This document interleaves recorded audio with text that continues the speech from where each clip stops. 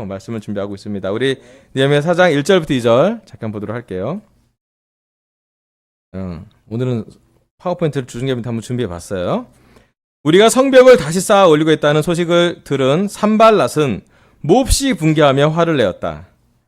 그는 유다 사람을 비웃으며 자기 동료들과 사마리아 군인들이 듣는 데에서 힘도 없는 유다인들이 도대체 무슨 일을 하는 거냐?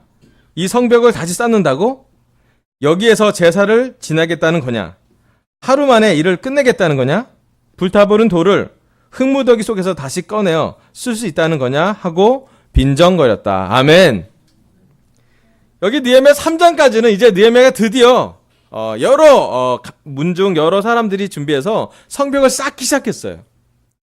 근데 쌓는 지 한 30-40%가 지났을 때, 아직 50%가 되기 전에 이미 방해가 시작됐습니다.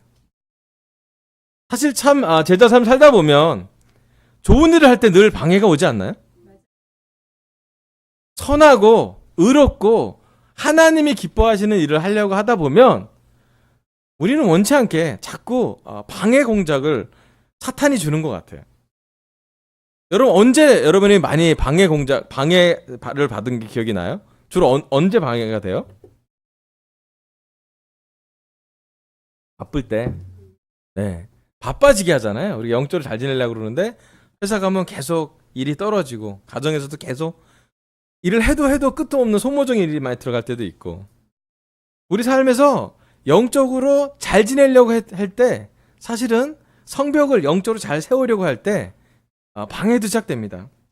오늘은 방해를 물리치자는 느헤미야가 어떻게 방해를 딛고 극복하고 물리쳐서 계속 성벽을 쌓는지에 대해서 같이 말씀을 통해서 배우고 있습니다. 여기 이제 방해를 한 사람이 나오잖아요. 그죠? 이름이 뭐예요? 산발랏. 뜻이 뭘까요? 그냥 이제 느낌을 물어봐야지. 이 좋은 이름 같아요? 나쁜 이름 같아요? 예? 산발랏 어떤 느낌이에요, 여러분?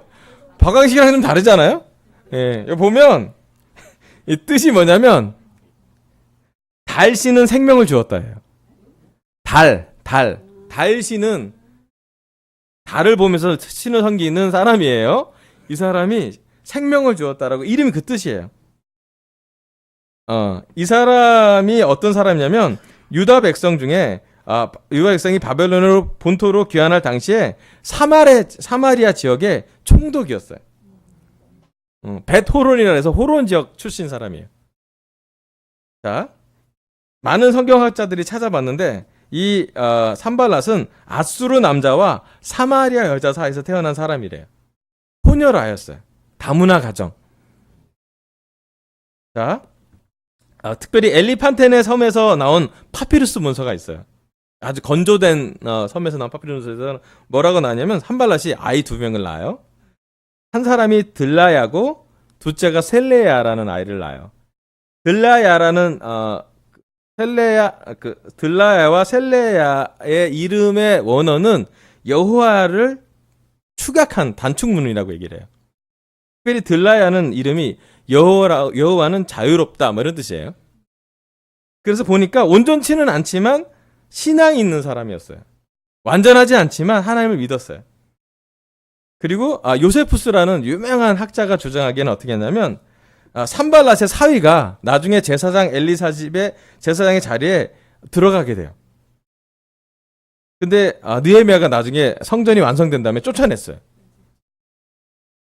그래서 많은 요세푸스가 주장하기에 어떻게 하냐면 나중에 예수님이 사마리아 여인한테 물 받아먹은 기억나시죠? 그때 사마리아랑 유대는 어떻게 했어요? 왕래하지 않았죠. 예, 사마리아도 예배를 드리고 유대인들도 예배를 드리는데 둘이 교류하지 않았어요. 그 교류하지 않게 된 결정적 계기를 산발랏의 사위가, 그 사마리아 사람이었던 총독이었던 산발랏의 사위가 제사장 엘리사집 시대에 쫓아내진 것, 쫓겨난 것. 왜냐하면 이 사위가 제사장 문중이랑 결혼했어서 거기 들어간 거였거든요. 근데 느헤미야가 그건 건강하지 않다. 그래서 쫓아냈어요, 사실은. 그래서 나중에는 유대교랑 그다음에 이제 사마리아 지역에 있는 그게 예배는 드리지만 서로 교류하지 않는 결정적 계기라고 요세푸스는 막 찾아놨어요. 자, 이게 이제 산발렛에 대한 연구예요. 재밌죠? 전 재밌었어요. 신기하잖아요. 막 찾아보니까. 근데 이제 적용을 시켜볼게요. 우리가 영적으로 성벽을 잘 빌드업하고 하나님과 잘 관계를 깊게 하려고 할 때 우리한테 방해를 시도하는 산발랏이라는 인물이라고 볼 수도 있고 어떤 요소, 어떤 성품, 어떤 상황이 존재할 수가 있는 것 같아요. 우리한테 좀 적용시켜 보면 우리한테 산발랏은 뭐가 있을까요? 네, 직장? 아멘. 좀 직장 안 다니시는데? 네. 스트레스, 게으름, 관계. 아멘. 예. 지난주 일요일날 예배 끝나고 우리 아내랑 부딪혔었는데 제가 사과하고 그랬긴 했지만 자, 이 산발랏의 삶을 조금 영적으로 들여다보면요 사마리아인의 신앙이 나와요. 그런데 특별히 산발랏의 신앙을 보면 하나님을 믿지만 온전치 않은 믿음이 있는 거예요. 한 발은 하나님의 영역에 두고 다른 한 발은 세상에 둔 사람의 어떤 모습인 거예요. 신기하게도 이 느헤미야의 성벽을 재건하는 공사에 공격을 했던 방해를 했던 첫 번째 사람은 하나님을 모르는 사람은 아니었다라는 거예요. 하나님을 알긴 아는데 어정쩡하게 아는 사람. 자, 우리한테 적용을 해보면 우리가 하나님을 믿긴 믿고 예수님을 주님이라고 모시는데 우리한테 방해가 되는 역할이나 방해가 되는 사람이나 방해가 되는 상황은 뭐냐면 우리 마음을 미지근하게 하는 것들이에요. 요한계시록에는 덥든지 차든지 하기를 원하신다고 예수님이 말씀하세요.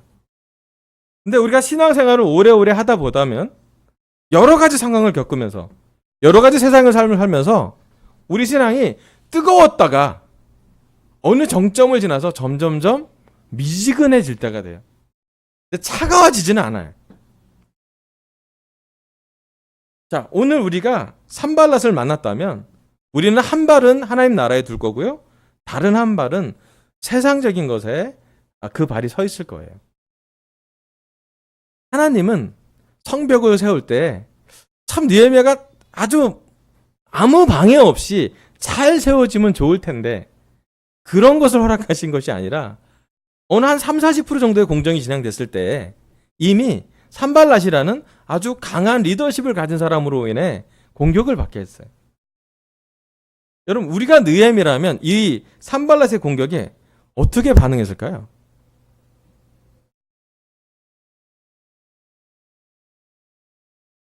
딱 무지하게 됐겠죠.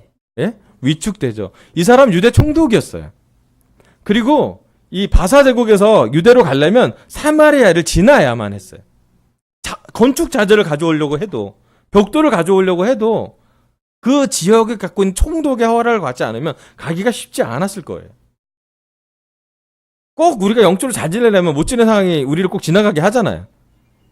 비슷한 느낌이 있는 거예요. 영적으로 잘 지내려고 하는데 우리를 잡아끄는 무거운 마음 또는 미지근하게 될 수밖에 없는 삶의 많은 저항들이 사탄이 우리에게 공격할 때 느헤미야가 어떻게 하는지 한번 봤으면 좋겠습니다. 아멘? 자, 두 번째로는요. 느헤미야 4장 3절인데 다른 사람이 또 한 명 나와요. 느헤미야 4장 3절 보겠습니다. 그의 곁에 서 있는 암몬 사람 도비야도 한마디 거들었다. 다시 싸우면 뭐랍니까? 돌로 성벽을 쌓는다지만 여우 한 마리만 기어 올라가도 무너지고 말 것입니다. 아멘. 느헤미야 4장 3절에는 꼭 그런 사람 옆에 누가 한 명 더 있죠. 예, 산발락 옆에 도비야라는 사람이 있어요. 예, 도비야는 어떤 사람일까요? 응? 도비야라는 이름은 어떤 이름일까요? 이름의 뜻이. 도비야, 야비야, 뭐, 이렇게, 약간 느낌이, 예. 의외로요, 여러분, 도비야라는 이름은 영적인 이름이에요. 하나님은 여호와는 선하시다라는 이름이에요. 도비야. 너무 안 맞지 않아요? 그가 했던 말과 그 이름이 안 맞아요, 잘. 이 사람은 누구냐면 암몬 주재 바사 정부의 관료예요. 그러니까 페르시아 제국에서 암몬에 있는 지역을 관리로 아마 총독으로 추정을 해요. 지도층 인사라고 생각해보면. 그래서 사마리아 지역이랑 암몬 지역, 유다 이렇게 예루살렘 있으면 위쪽이 사마리아고 동쪽 여기가 암몬 지역이에요. 암몬의 총독. 그러니까 어떻게 보면 유대 이스라엘을 이렇게 기억자로 쌓고 있는 두 리더예요. 이 사람은 어떤 사람은 예루살렘 함락 후에 암몬으로 도피한 유다 사람으로 추정이 돼요. 원래 유대 사람인데 그 포로로 다 끌려갔을 때 옆 오른쪽 나라, 그러니까 동쪽 나라인 암몬으로 도피한 유대 사람이라고 추정을 해요. 유다의 귀족 딸과 결혼하는 사람이에요. 그리고 성전 재건 후에 이 사람이 엘리야십과의 혈연 관계, 왜냐하면 관계가 결혼이 유다의 귀족 딸과 결혼했기 때문에 이 사람이 뭘 했냐면 성전들에 에스라가 성전이 다 완성됐을 때 성전들에 한 밀실을 얻어요. 거기에 막 자기가 원하는 재산을 막 밀어넣어요. 성전의 한 방을 분양받은 사람이에요. 그러니까 제사장과의 어떤 밀실 정치를 할 수 있는 사람들이에요. 영향력도 있고요. 그만큼 문제가 많아요. 느헤미야 13장에 느헤미야가 또 가만 내두지 않죠. 쫓아내요. 나중에 이 사람이 갖고 있는 물건, 그 방 다 쫓아내요. 성전에 이거 필요 없다고. 자, 하나님은 선하시다는 이름과는 다르게 이 사람의 삶에서는 항상 뭔가 실리를 추구하는 삶이었어요. 자, 이제 우리한테 한번 적용해 볼게요. 도비아를 연구해 봤으니까. 우리 삶의 도비아는 누구일까요? 어떤 성품일까요? 어떤 상황일까요? 어떤 문제일까요? 한번 생각해 보면 좋겠어요. 내 삶의 도비아는 무엇일까요? 민호 성격과 비슷하대요. 어떤 성격인데? 예. 트집 잘 쳤잖아요. 한번 생각해보면 좋겠어요. 우리 삶에 영적으로 느헤미야처럼 성벽을 건설하려고 하는데 하나는 산발라처럼 신앙심은 있는데 완전하지 않은 미지근한 어떤 신앙심이 있을 수 있고요. 또 하나는 도비아 같은 삶이 있는데 뭐냐면 하나님의 성전에 내 방과 내 것을 놔두는 사람이에요. 영적으로 좀 적용해 본다면 하나님 관계에서 완전하게 헌신하고 완전하게 희생하는 것이 아니라 내 것을 챙기는 사람이라고 볼 수가 있어요. 내 마음에 남아있는 세상적인 야심. 내가 예수님의 제자로 살지만은 예수님을 주님이라고 부르지만 내 삶에 아직 포기하지 않은 세상적인 삶의 유혹이 있을 수 있어요. 있죠, 여러분? 네. 때로는 우리의 그 세상적인 욕망, 세상적으로 성공하고 싶고 세상적으로 내 마음을 채우고 싶은 한 공간이 우리에게 있다면 우리에겐 그것이 바로 도비아라고 말할 수 있을 거예요. 물론 너무 확대 해석일 수도 있지만 가능한 추론이라고 볼 수가 있어요. 이렇듯 우리 마음에는 산발락 같은 방해도 있고요. 도비아 같은 방해도 있을 거예요. 자, 그런데 이 두 사람의 공격을 느헤미야가 아주 잘 방어해내지 않습니까? 예, 그래서 우리가 성경 말씀으로 배우는 거예요. 느헤미야 이들을 어떻게 이겨냈는지를 오늘 같이 나눌게요. 느헤미야 4장 4절에서 6절입니다. 제가 읽어볼게요. 우리 하나님 들어주십시오. 우리가 이렇게 업신여김을 받고 있습니다. 제발 우리에게 퍼붓는 그 욕이 그들에게 되돌아가게 하여 주십시오. 그들이 노략을 당하게 하시고 남의 나라로 끌려가게 하여 주십시오. 그들의 죄를 용서하지 마시고 그들의 죄를 못 본 채 하지 마십시오. 그들이야말로 성을 쌓고 있는 우리 앞에서 주님을 모욕한 자들입니다.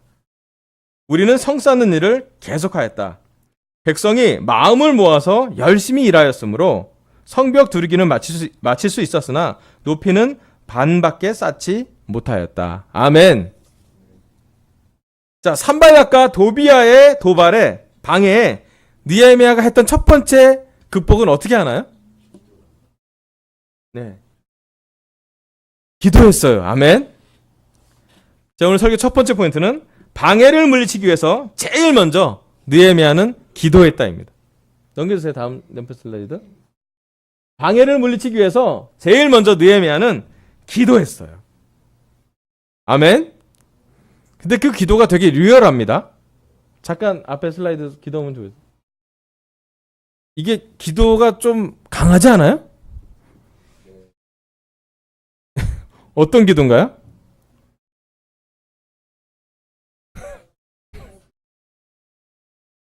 느헤미야 기도는 착한 기도 아니었어요. 추상적인 기도도 아니었어요. 느헤미야 기도는 아주 진실했어요. 사실은 느헤미야는 기도로 전쟁 중이었어요. 여러분 때로는 느헤미야가 했던 기도를 보면서 제가 약간 마음이 좀 확 깨달은 게 뭐냐면 느헤미야 기도에 느헤미야가 얼마나 갈등했는지가 성경에 기록되어 있어요. 보면 저주를 다 주지 않나요?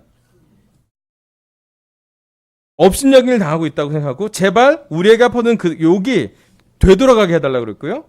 그들이 노력을 당하게 해달라고 그랬고요. 남의 나라에 끌려가게 해달라고 죄를 용서하지 말고 그들을 처벌해달라는 기도를 해요. 느헤미야 기도는 아주 솔직했고 아주 전쟁 같은 기도를 하고 있었어요. 그리고 잘 보면 알지만 개인적으로 느헤미야가 화가 난 상태인 것을 볼 수가 있어요. 맞죠? 그런데 놀랍게도 느헤미야의 기도에는 그 기도를 통해서 느헤미야의 마음이 움직이는 걸 볼 수가 있어요.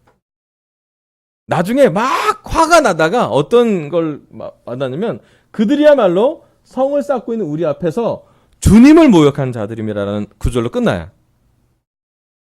이건 뭐냐면 개인적인 모욕이나 공격과 방해를 항상 하나님의 것으로 변환시킬 수 있는 기도였다는 거예요.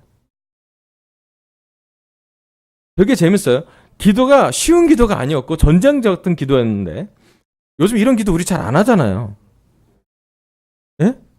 우리를 괴롭혀도 상사에게 그의 욕이 그에게 되돌아가게 해주시고 그의 집이 무너지길 바라고 그 아들한테 혼나길 바라고 이런 기도 안 하잖아요. 이렇게까지는 안 하잖아요. 우리가 그 상사 좀 하나님 막아주세요. 이 정도 기도는 할지 모르겠는데 그 집이 망하게 해주시고 막 두쪽 나게 해주시고 그렇게 안 하잖아요. 우리는 함부로 이런 기도 잘 안 해요. 사실은 그렇지 않아요? 우린 차마 잘 말도 안 해. 그가 했던 욕이 그의 입에 계속 들릴 수 있게 해주세요. 이런 것도 안 하잖아요. 우린 욕도 잘 안 하니까. 그죠?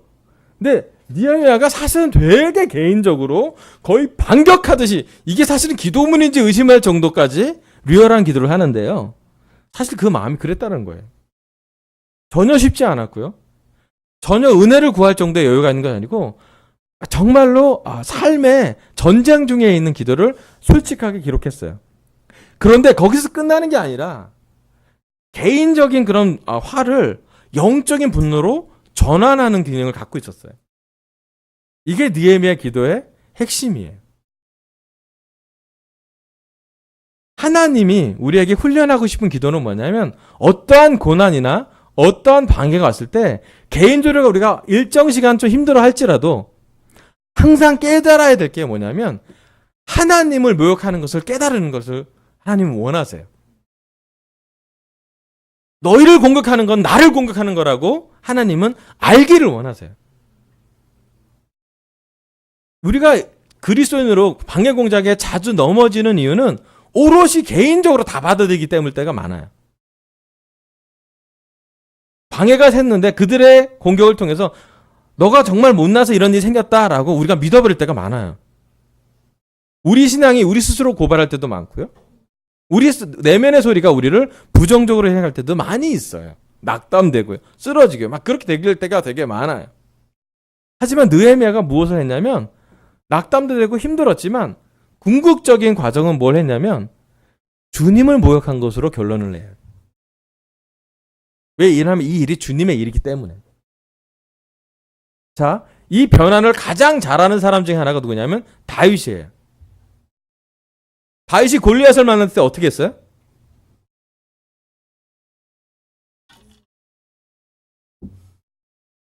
막 모욕을 들어요. 막 들어요. 그 다음에 얘기를 해요. 주님을 모욕한 사람이라고. 개인적인 화가 났는데 그 화의 전환을 개인적인 그 사람의 어떤 감정적인 되받아침으로 하는 것이 아니라 거기에 항상 하나님의 것으로 마무리를 해요. 주님의 군대를 모욕했다고요. 나를 모욕한 게 아니라 주님을 모욕했다라고 결론을 지어요. 자, 잘 보세요. 느헤미야의 기도는 변환 기능이 있어요. 전쟁 같은 삶에서 그 전쟁의 적이 누구인지를 알게 되고 그 전쟁의 대상이 하나님과 사탄이라는 것을 늘 기억하게 그는 전환시킵니다. 여러분, 때로는 우리에게 하나님은 기도의 위력을, 기도의 능력을 알려주고자 해요. 여러분, 우리가 막 힘들 때, 우리를 막 괴롭히는 사람들 방해되는 것을 보고 기도할 때 우리가 어떻게 되나요? 예. 막 사람 미워질 때 기도하잖아요. 기도 시작할 때는 어때요? 정말 믿습니다. 어떻게 그럴 수가 있나요? 눈물이 막 흘러요. 막 화를 너무 내고 싶어요. 그 다음에 기도 끝날 때쯤은 어떻게 끝나나요? 그러고 끝나나요? 아니, 그러면 힘들잖아요. 그 뒤에 뭐가 좀 나와야죠. 예. 느헤미야처럼 혼내주세요 기도할 수도 있고요.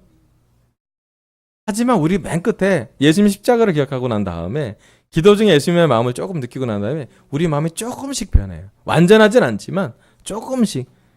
그 사람도 죄인이겠지. 이 상황도 하나님 나한테 허락하는 거라면 내가 뭔가 배울 게 있겠지. 이런 지치고 힘든 마음에서도 뭔가 하나님이 나한테 가르치는 게 있지 않을까? 여러분, 기도할 때 기도하기 전에는 하지 못하는 새로운 통로와 공간이 생기는 걸 볼 수 있어요. 여러분, 느헤미야는 나중에 이 분노를 그들에게 되받아치려는 어떤 싸움으로 끝나는 것이 아니라 다시 한번 백성들에게 왜 성벽을 더 열심히 빨리 건설해야 될지에 대한 동기유발로 사용하고 있어요. 그의 방해 공작은 기도를 통해 많은 걸로 변환이 됩니다.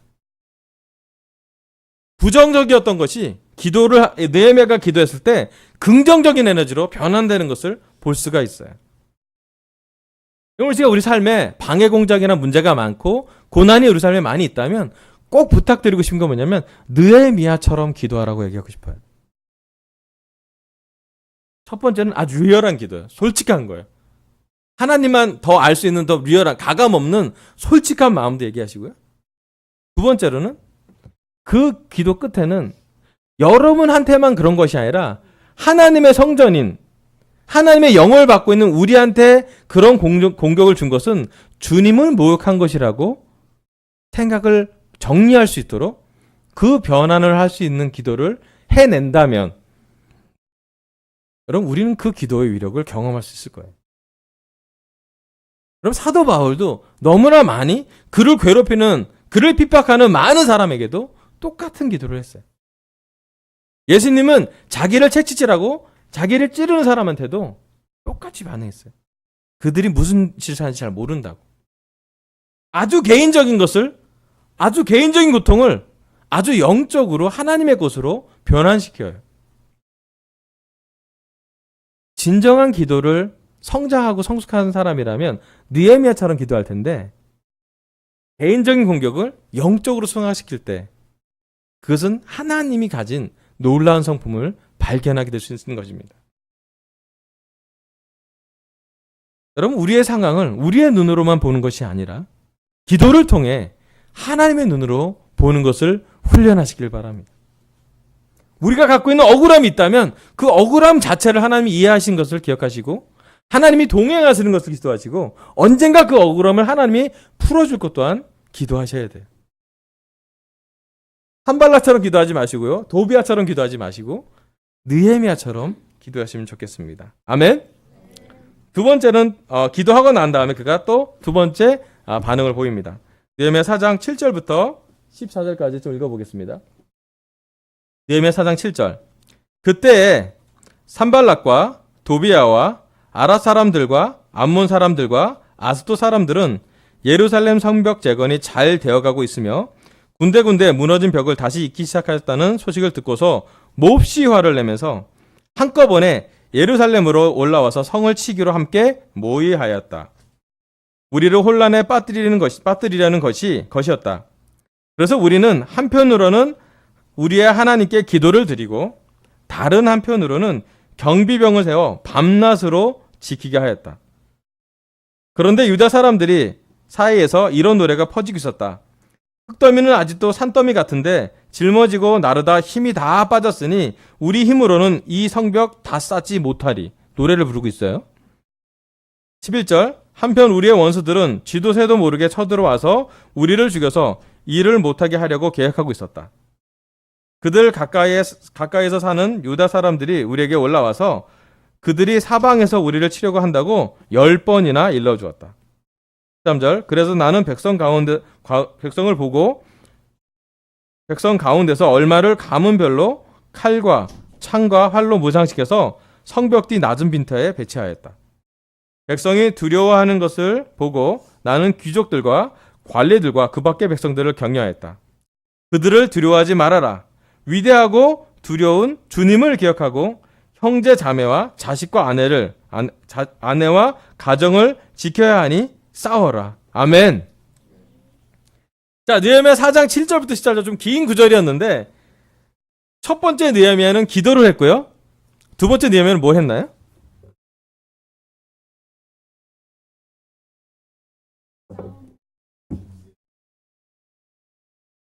야, 이 사람 대단한 사람이에요. 벽만 세우려고 갔는데 비용을 더 들여야 됐어요. 경비를 세워야 됐어요. 오늘 설교 두 번째 포인트는요. 방해를 물리치기 위해서 느헤미야는 밤낮으로 지키겠답니다. 방해를 물리치기 위해서 느헤미야는 밤낮으로 지키게 했어요. 여기 성경 구절에 보면 알겠지만 느헤미야는 경비병을 세우기도 하고요. 그리고 작업을 할 때 칼과 창과 모든 공격 무기를 활로 무장시켜서 배치를 시켰어야 됐어요. 단지 성벽만 세우는 것으로 대가를 치르기 위해는 그 대가가 훨씬 더 들어가게 됐어요. 심지어 여기 12절에 보면요. 그 옆에 12절 9절 좀 보여주세요. 그들 가까이 사는 유다 사람들이 우리에게 올라와서 그들이 사방에서 우리를 치려고 한다고 몇 번 알려줬다고요? 예. 여러분 우리가 느헤미야예요. 기도했어요. 대가 봐주십시오. 기도했어요. 모욕하는 사람이다. 근데 10번이나 그들이 치려고 해요. 언제 들어올지 몰라요. 한 분이 아니라 사방에서 준비하고 있어요. 여러분 우리가 느헤미야라면 어떤 느낌이 들까요?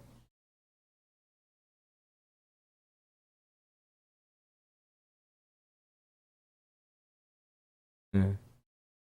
우리나라 속담에 10번 찍어서 안 넘어가는 넘어가 없다고. 우리나라 사람이 10번이 쉽지 않을 것 같아요. 그죠? 예. 10번 듣는 거 되게 낙담되는 일이고요. 10번 듣는 거 너무 좋지 않은 일이고 10번 들을 때마다 불안하고요. 10번 들을 때마다 두려웠을 거예요. 그런데 느헤미야가 기도한 다음에 뭐 했냐면 제가 너무 느헤미야를 존경하는 것 중에 하나가 뭐냐면 그는 강인했어요. 하나님한테 부르심을 받고 하나님이 내가 이 성벽을 세울 사람이라고 자기한테 소명을 받은 후에는 그가 더 많은 대가를 치분함에 있어서 그의 마음을 준비했어요. 여기 마지막에 4장 10절 한번 볼게요. 느헤미야 4장 10절. 짐을 나르는 이들은 한 손으로는 짐을 나르고 다른 한 손으로는 무기를 잡았다. 아멘. 이제 작업자들이 어떻게 작업해요? 네. 여러분 그림을 그리세요. 낮에는 벽돌을 올리고요. 밤에는 경비를 하고요. 거의 자지 못해요. 그리고 짐을 나르는 벽과 벽 사이를 걸어갈 때 짐을 나를 때는 한 손으로는 짐을 들고요. 다른 한 손으로는 무기를 잡았대요. 한 손으로 짐을 진다는 건 그만큼 많은 짐을 들 수가 없어요. 하지만 또 한 손으로는 무기를 잡았어요. 보초병을, 경비병을 자기 앞에 세워서 어디서 문제가 나 나팔을 줘서 어디가 공격이 오면 글로 다 뛰어갈 수 있도록 조직을 아주 면밀하게 개편해냈어요. 그럼 느헤미야가 첫 번째로는 방해 공작에 기도를 했고요. 두 번째로는 느헤미야가 강인한 확신으로 방어 계획을 잘 짰어요. 그리고 성벽이 완성될 때까지 그는 늘 긴장하고 대가를 치르는 삶을 살았습니다. 여러분, 우리가 때로는 영적으로 하나님과 깊어지고 영적으로 성장하려고 그러고 건강한 미니스트리, 건강한 캠퍼스, 건강한 싱글, 건강한 결혼부를 만들어 가려면 하나님이 우리에게 기대하는 건 한편으로는 기도하는 걸 기도하실 거고요. 아멘. 느헤미야처럼 기도해야 되고요. 또 한편으로는요. 느헤미야처럼 계획을 짜고 움직여야 돼요. 그런데 에너지가 더 들어갈 것 같아요. 벽을 세우는 것만, 건축가로서만 느헤미야를 보는 것이 아니라 이제 군사 전문가인 느헤미야가 요구됐어요. 수를 따르는 관리에서 건축가로 성벽을 건축하는 역할로 느헤미야가 있었다면 그 건축하는 관계에 방해 공작이 왔을 때 느헤미야는 그를 다른 것으로 자기를 바꿔야 됐어요. 싸움을 할 줄도 알고 보초를 세울 줄도 알아야 되고요. 경비를 세울 줄도 알고요. 비상시에 연락하는 연락망도 있어야 되고요. 작업 진척은 2배로 늦어졌을 것 같아요. 그런데 그는 그렇게 해냅니다.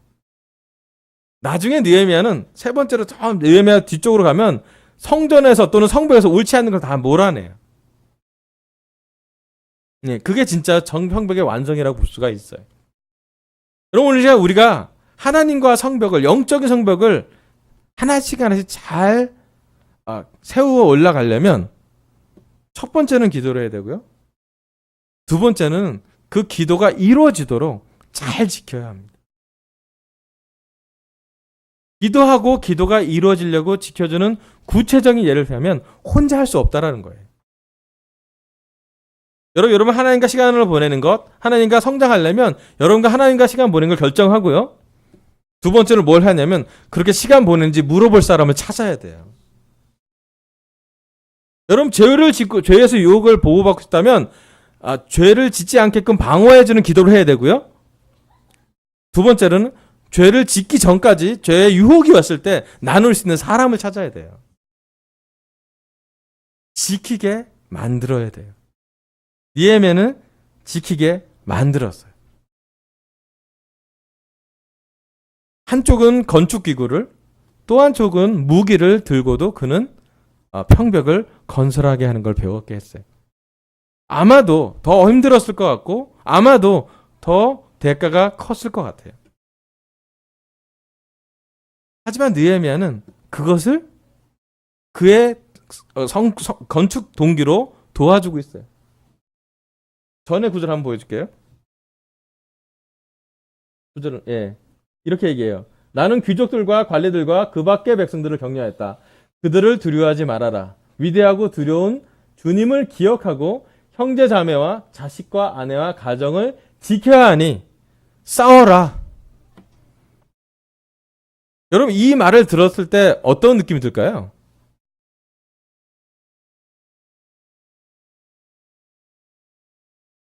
정상적인 가장들이, 정상적인 아빠들이 이 얘기를 들으면 어떻게 할까요? 두려움으로 자기를 방어하는 게 아니라 싸울 땐 싸우라고 무기를 주고 격려를 줬어요. 그리고 특별히 아빠들에게, 가장들에게 엄청난 동기부여를 줘요. 싸우라고요. 가정을 지켜야 하니 싸우라고요. 싸웠겠죠? 여러분 우리 형제들은 약한데요. 가정을 지킬 때는 좀 강해져요. 아멘? 아닌가요? 더 약해지나요? 여러분 자매들은 약한데요. 엄마는 강해요. 그죠? 여러분 갑자기 자매들이 초사연으로 변할 때가 있어요. 엄마가 될 때 갑자기 바뀌어요. 우리 형남 자매가 엄마가 되더니 좀 바뀌어지고 있어요 지금. 강해지고 있어요. 강해지는 거예요. 아멘. 여러분, 동기가 있으면 우리가 싸워요. 두려워하기보다는 우리가 싸워야 될 동기를 정확히 알 때 우리는 지켜낼 수 있어요. 여러분, 우리가 성벽을 지킬 때 우리와 하나님 관계를 왜 지켜야 되는지, 왜 우리가 하나님과의 죄와 싸워야 되는지, 여러분, 우리가 하나님과 관계를 지켜나갈 때 우리 아이들에게 복음이 전파될 겁니다. 우리의 신앙이 순수하게 지켜질 때 이거 명도포교회, 강서교회가 50명 정도의 교회지만 성장할 거예요. 하나님께 너무 찬양하고 싶은 거는 50명인데 이번에 우리 아내랑 같이 기도하다가 따져봤더니 서역공부가 15개예요. 상상도 하지 못했어요. 지난주에 38명이 주일 예배 왔는데 방문자가 9명이 앉아 있었어요. 4명 중에 1명 방문자예요, 여러분. 아멘. 우리가 어떻게 해야 되겠어요? 이제 전투 모드로 좀 바꿔야 되지 않겠습니까? 가족 예배니까 정확하게 얘기하면 우리가 물론 문제도 있고요. 교회 안에 여러 가지 어려움도 있고요. 개인적인 삶에도 무게가 있는 거 알아요. 그 무게를 무시하고 싶지는 않아요. 하지만 전투 동기가 명확하지 않습니까? 우리 주위에 영적인 도움을 필요한 사람이 매주 9명씩 10명씩 와요. 매주 와요. 매주. 심지어 매주 새로운 사람이 와요. 그럼 우리가 무엇을 해야 하나요? 첫 번째는 기도하시고요. 아멘. 두 번째는 믿음이 전파되게 싸워야 돼요. 되게 재밌는 건 뭐냐면 사역 공부에 들어가면 오히려 우리 아내랑 저랑은 약간 좀 긍정적인 기운이 받고 나와요. 전투 모드로 바뀌거든요. 사탄과 싸우는 거 아닙니까? 어느 공부가 쉬운 공부가 있는 게 아니잖아요. 그죠? 한 사람의 인생이 하나님을 모르던 또는 하나님 때 태도가 있는 사람의 마음을 바꿔서 하나님을 만나러 가는 건 쉬운 일은 아닐 거예요. 모든 성경 공부가 사연이 있고요. 모든 성경 공부가 할딱고개가 나오고요. 모든 성경 공부가 벽이 있어요. 단순히 성경 공부만이 아니죠. 우리 개인적인 삶에 어려움이 왔을 때 뭔가 정체된 상황이 됐을 때 우리가 무엇을 해야 되는지요? 하나는 기도를 해야 되고요. 두 번째는 느헤미야처럼 지켜내는 동기를 찾아야 돼요. 한 손에는 무기를 들고 한 손에는 공구를 들을 정도의 동기를 찾아내야 돼요. 느헤미야는 그걸 찾았고요. 그것을 끊임없이 남자들만 보면, 귀족들을 보면 보이는 사람마다 똑같이 얘기하고 다녔어요. 하나님을 더 두려워하고 가정을 지켜야 되니, 형제자매를 지켜야 되니, 아이들을 지켜야 되니 싸우라고요. 그들이 싸울 수 있는 동기를 제공해 줬어요. 그도 스스로도, 느헤미야 스스로도 싸우려고 노력했을 거예요. 어쩌면 느헤미야 가족이 이 성 안에 있을지도 모르겠어요. 그가 그 바사성에서, 수산성에서 아주 편하게 살 수 있는 삶을 놓고 와서 여기서 성벽을 만들면서 그는 자기 집도 지었고 여러 가지를 하면서 싸워야 될 동기를 늘 주었던 것 같아요. 아멘. 여러분, 우리 강서센터를 하나님이 만들어주시고 우리 여러분의 기도와 한 땀 한 땀 손으로 이 교회가 움직여지고 있어요. 아멘. 아멘. 저는 강서교회가 세워진 것을 너무 하나님께 찬양을 해요. 아멘. 함께 해준 여러분이 있는 것을 너무 감사하고요. 저를 잘 아는 사람도 있지만 저를 모르는 사람도 있어요. 아멘. 저희랑 스타일이 맞는 사람도 있고 아닌 사람도 괜찮아요. 한 가지 확실한 건 뭐냐면 하나님의 나라를 위해서 같이 싸울 사람들이라는 거예요. 우리가 서로 싸울 사람들이 아니라 사탄에게 같이 공격할 사람들이라는 거예요. 아멘. 이제 좀 공격해 봅시다. 아멘. 이제 1월부터 9월까지는 우리가 여러 가지 많은 것을 경험하기도 하고 훈련도 하고 커뮤니케이션 많이 했어요. 근데 이제 10월부터는 약간 바꿔야 되는 게 공격 모드로 좀 바꿨으면 좋겠어요. 성역 공부에 들어가 보기도 하고요. 도움이 필요한 사람한테 도움을 주기도 하고요. 또 낙담된 사람한테는 위로할 수 있고요. 필요가 있다면 뭔지 좋으니까 같이 채울 정도로 갔으면 좋겠어요. 제가 너무나 감사한 건 뭐냐면 우리 강센터 제자들이 어떤 위험한 상황이나 위기의 상황에서 늘 기도한다는 것이에요. 영인 씨가 아팠을 때 결혼부들이 다 기도했어요. 아멘. 응급실에 가서 봤을 때 여러분의 기도의 능력을 저는 경험했어요. 같은 한 마음으로 기도하는 게 얼마나 놀라운 일인지. 아멘. 자, 이제 우리의 기도를 어디로 더 옮겨가야 되냐면 영적으로 사람을 구원하는데, 또 낙담된 제자가 있으면 다시 한번 살리는데, 또 혼자 있는 사람이 있다면 누군가가 먼저 다가가서 이야기를 하고 교제를 깊게 할 수 있도록, 고립되지 않도록 우리가 다 연결됐으면 좋겠어요. 여러분, 방해를 물리치기 위해서 느헤미야는 밤낮으로 지켰습니다. 싸워야 되면 싸우라고 얘기를 했어요. 혼자 싸운다고 얘기 안 하고 같이 싸우자고 얘기했고요. 함께 했으니 그는 사실은 신기하게 놀란 건 뭐냐면 52일 만에 공사가 끝나요. 더 오래 걸릴 거라 예상했는데 더 빨리 끝났고요. 힘들어서 그럴 수도 있죠. 또 한편으로는 싸우러 오지 못했어요. 도발이 올 거라 10번이나 공격이 올 거 얘기했지만 단 한 번도 제대로 싸우지 않았어요. 느헤미야 성전이 공사할 때 제가 하나 믿는 건 하나님이 막아주신 게 있었어요. 충분히 공격할 수 있고 충분히 성벽을 놔두고 전쟁을 해야 될지도 몰랐었는데 하나님이 보호해 주셨어요. 아멘. 여러분, 우리가 영적으로 싸울 때는 우리가 우리 자신을 보호할 수 있기 때문에 싸우는 것이 아니에요. 하나님이 우리 가정을 보호하는 걸 믿을 때 싸울 수 있는 거죠. 하나님 내 아이를 영적으로 도와줄 걸로 믿을 때 우리는 기도를 할 수 있는 거겠죠. 아멘. 네, 마지막 슬라이드 넘겨주세요. 느헤미야 4장은 방해를 물리치자가 주제입니다. 첫 번째, 방해를 물리치기 위해서 느헤미야는 기도했어요. 개인적인 분노와 어려움을 영적으로 하나님을 모욕하는 것으로 변환시켰어요. 아멘. 구체적인 기도였고요. 진솔한 기도였고요. 하지만 영적으로 하나님에 대한 모욕으로 끝나는 기도였어요. 우리도 그런 기도했으면 좋겠습니다. 아멘. 두 번째로는요, 방해를 물리치기 위해서 느헤미야는 밤낮으로 지키게 했어요. 밤낮으로 지킬 수 있는 동기를 주었어요. 가족을 지키라고 했고요. 싸우려면 싸워야 된다고 이야기를 했고요. 그리고 본인 스스로도 싸울 준비를 했어요. 다행히도 하나님이 보호해서 성벽이 완성될 때까지 큰 전쟁이 있지 않았어요. 어떤 이유인지 모르겠지만 그것이 하나님이 하신 일이라고 그들은 배웠습니다. 그럼 올해 특별히 우리 강서 지역 제자들한테 부탁하고 싶어요. 여러분, 하나님이 우리를 보호해 주실 거예요. 하나님을 두려워하시고요. 하나님이 하실 일을 우리가 함께 해가면 좋겠어요. 그게 성역 공부라면 꼭 세례를 주시고요. 레스토랑 공부라면 꼭 회복되게 도와주시고요. 약한 형제를 돕는 거라면 위로와 격려를 충분히 주시고요. 고립된 자들을 만난 거라면 연결되게 도와주세요.